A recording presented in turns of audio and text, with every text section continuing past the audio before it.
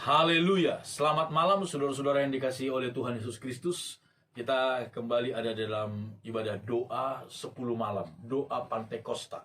Sekali lagi saya ingin ingatkan kepada kita saudara-saudara, bukan berarti bahwa hanya dalam ibadah doa 10 malam ini kita bisa mengalami kepenuhan Roh Kudus. Bukan berarti saudara-saudara hanya dalam ibadah doa 10 malam ini saudara-saudara yang belum pernah mengalami kepenuhan Roh Kudus, saudara bisa dibaptiskan dengan Roh Kudus. Bukan. Kapan saja, di mana saja hati saudara lurus di hadapan Tuhan, saudara ada dalam pujian, penyembahan, renungan akan Tuhan, saudara-saudara, saudara bisa mengalami baptisan Roh Kudus. Saudara bisa dipenuhi dengan Roh Kudus. Tetapi malam-malam peringatan seperti ini, saudara-saudara, ini menjadi sebuah momentum bagi saya dan saudara untuk kita terus diingatkan, bersungguh-sungguh hati berdoa supaya kita dipenuhi dengan Roh Kudus. Kemarin kita sudah melihat Roh Kudus yang digambarkan seperti air yang begitu penting dalam kehidupan kita. Malam ini kita akan melihat saudara-saudara Roh Kudus yang digambarkan seperti minyak dalam berbagai macam fungsinya. 1 Samuel pasal yang ke-16 ayat 13, firman Tuhan berkata demikian. Samuel mengambil tabung tanduk yang berisi minyak itu dan mengurapi Daud di tengah-tengah saudara-saudaranya.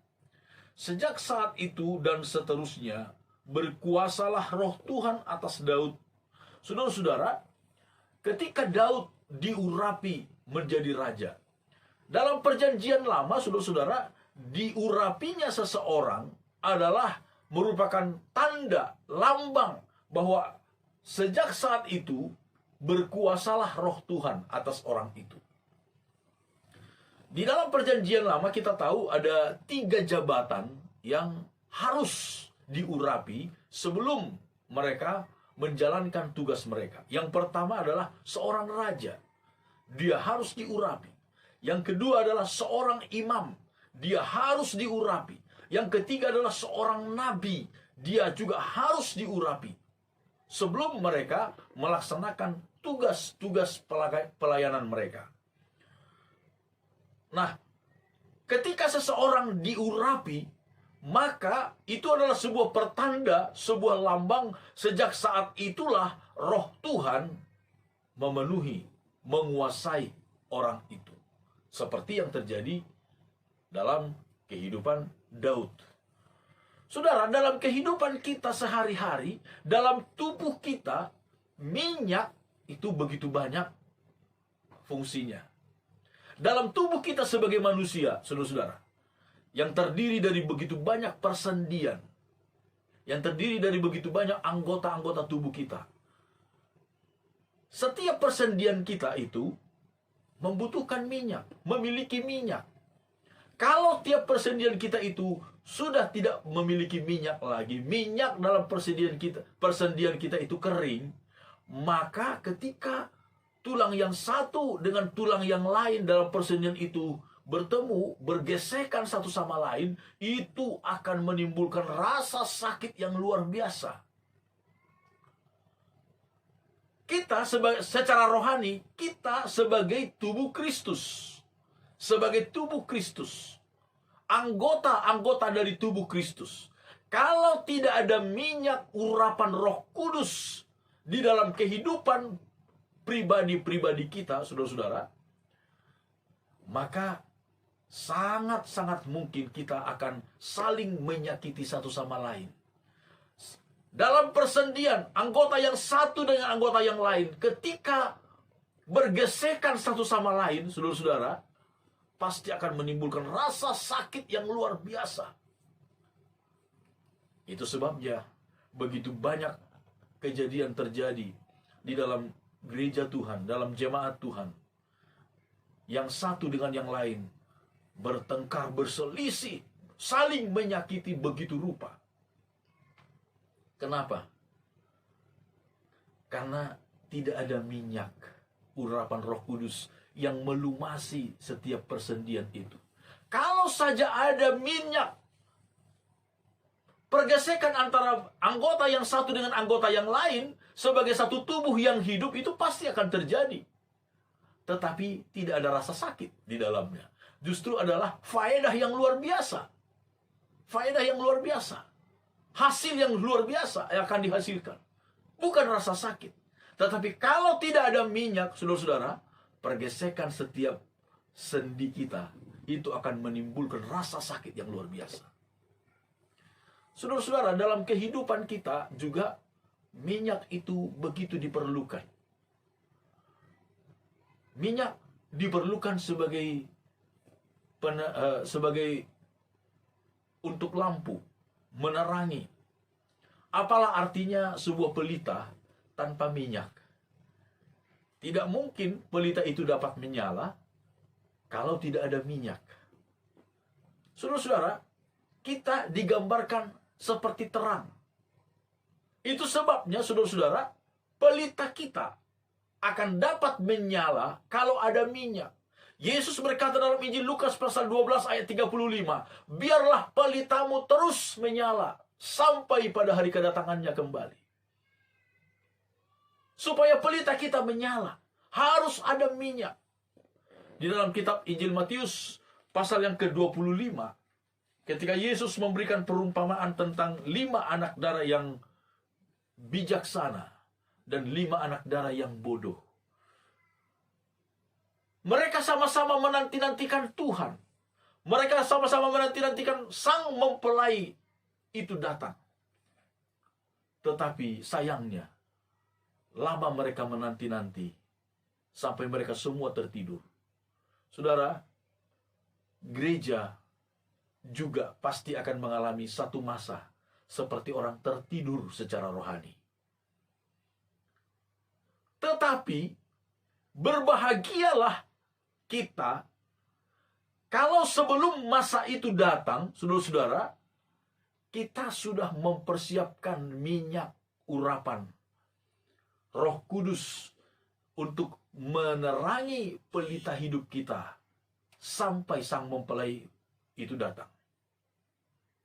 Tetapi celakalah orang, saudara-saudara, yang hanya menunggu kedatangan Tuhan. Mereka sih mengharapkan, menunggu, percaya akan kedatangan Tuhan, tetapi tanpa persiapan minyak. Hanya ikut-ikutan menunggu saja. Mereka tidak mempersiapkan diri mereka, mempersiapkan minyak mereka dengan baik. Sehingga justru pada saat hari yang ditunggu-tunggu itu datang, Sang Mempelai itu datang, mereka tidak bisa berbuat apa-apa. Minyak di dalam pelita mereka sudah habis, dan pelita mereka sudah seperti sumbu yang berasap. Mereka tidak mendapat bagian dalam sukacita pernikahan dengan anak domba Allah. Saudara-saudara, selama masih ada waktu yang Tuhan berikan kepada kita hari-hari ini, mari kita datang kepada Tuhan, berdoa, memohon supaya minyak pengurapannya itu memenuhi hidup kita, pelita hidup kita.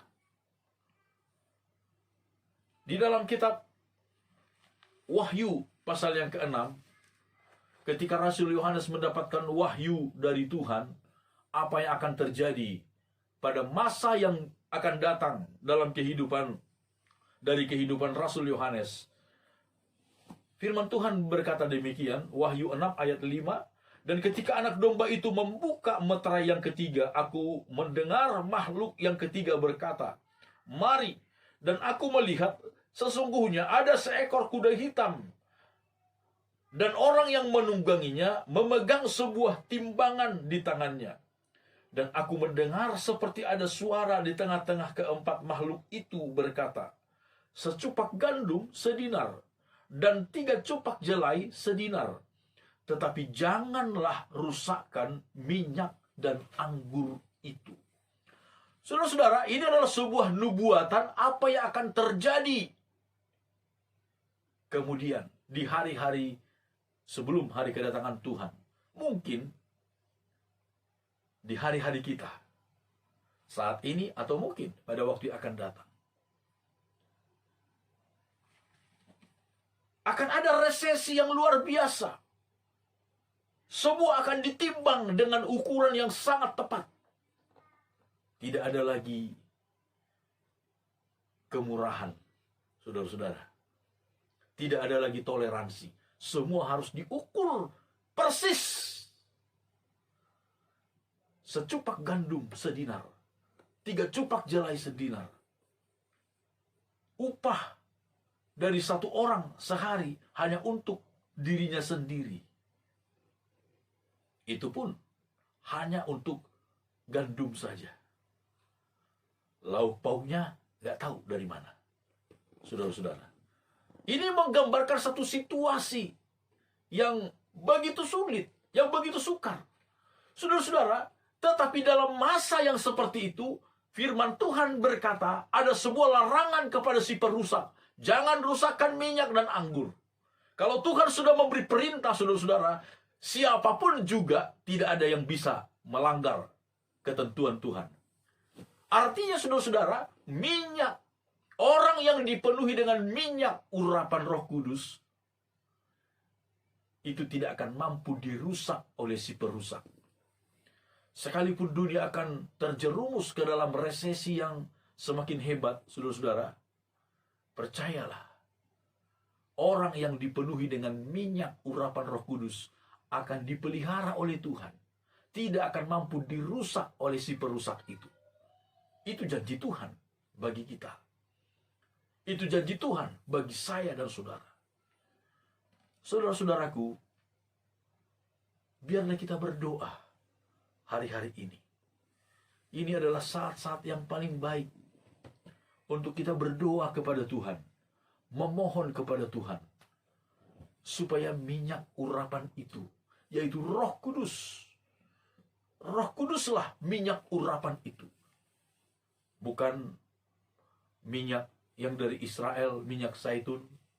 Itu baik, tetapi bukan itu minyak urapan yang sejati, yang Tuhan janjikan kepada kita. Tetapi Roh Kudus, itulah minyak urapan yang sejati. Yang akan memelihara kita. Yang akan terus membuat pelita kita terus bercahaya. Sehingga kita menjadi saksi bagi Tuhan. Yang membuat kita tidak akan saling menyakiti satu sama lain sebagai bagian dari anggota tubuh Kristus. Yang membuat kita terus dipelihara Tuhan dalam kekuatan kuasanya di tengah-tengah resesi yang paling hebat yang akan datang. Saudara-saudaraku, biarlah kita datang kepada Yesus. Kita rendahkan diri kita di hadapan Yesus. Kita berdoa kepada Tuhan. Tuhan, urapi saya. Urapi saya. Supaya kita dapat melewati masa-masa yang jahat yang akan datang. Masa-masa yang sukar yang akan datang. Urapi saya. Kita di tengah-tengah malam yang gelap. Dosa, penderitaan yang makin menjadi-jadi. Itu sebabnya berdoalah kepada Tuhan. Supaya kita diurapi oleh Tuhan. Supaya pelita kita terus menyala. Supaya kita terus menjadi saksi bagi Tuhan. Dan kita adalah pemeliharaan kuat kuasa Tuhan. Amin. Tuhan memberkati kita semuanya.